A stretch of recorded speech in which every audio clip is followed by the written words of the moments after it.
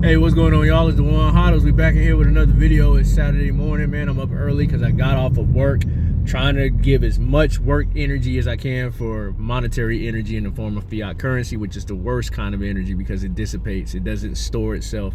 So it's like essentially I'm just working for my work is discounted basically due to the fact of inflation, right? So this is the theft of inflation I want to talk about, but you know, the best way to counteract that, to be to war with that type of weaponry against me, I choose to stack sats heavily.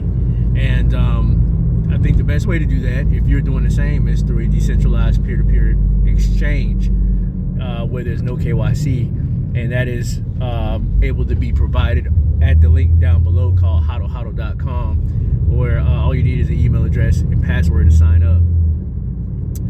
Also, when stacking that Bitcoin, right, when stacking that monetary energy and putting it in the form of a scarce, desirable, hard asset, then you would want to make sure it is in a safe place with self-custody. So you got a hard wallet out there that's for cold storage, and it's Bitcoin only and open source, and that's called the cold wallet. So the cold wallet is very popular, highly reviewed, and that link, the link for the cold wallet, is in the CoinKite.com store down below. Check it out. Let's get into it. All right, so they're going to be shocked when they find out how you've done it. How you done it. They don't care about why you done it, right? When you explain to people like, this is why I'm doing this, to stack more of this, and this is why I believe so. It goes, they listen in the beginning, then they automatically just shut off, and all of that just goes oozing on the other side of their head, right out the ear. They only understand and they only pay attention when it's time to ask how you did it. So this is after the fact.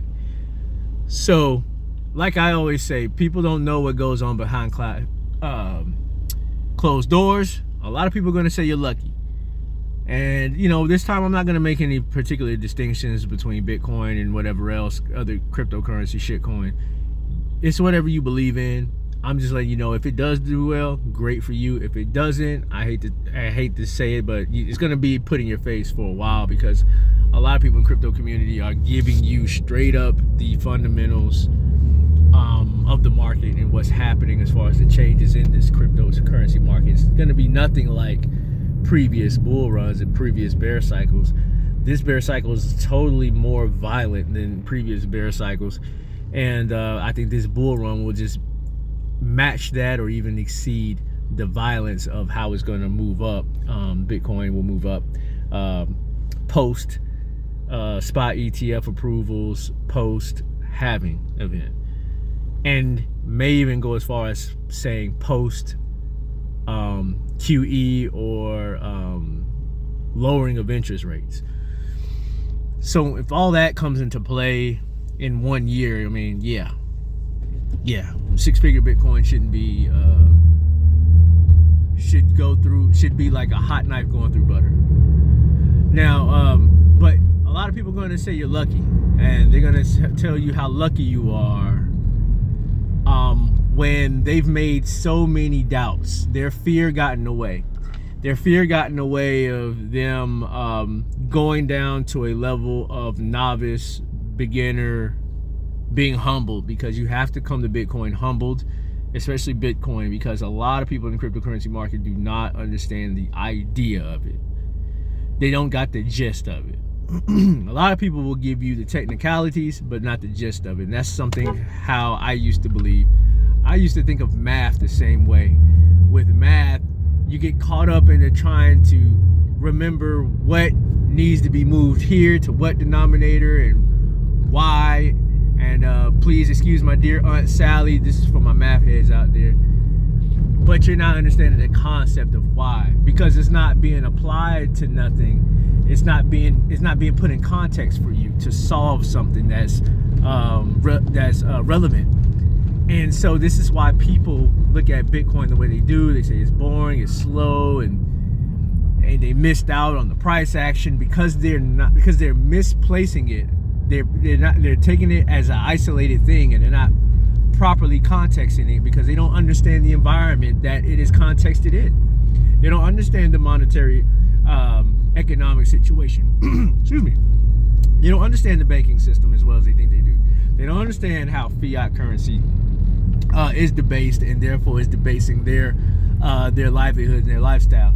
They understand that it does, but they don't understand exactly how it does, and therefore not able to reverse engineer those things and find out that when you reverse engineer those things, Bitcoin sits right there, front and center, smacking your face. But in a lot of cases, it just may go against people's biases or their positions that they've already been building on.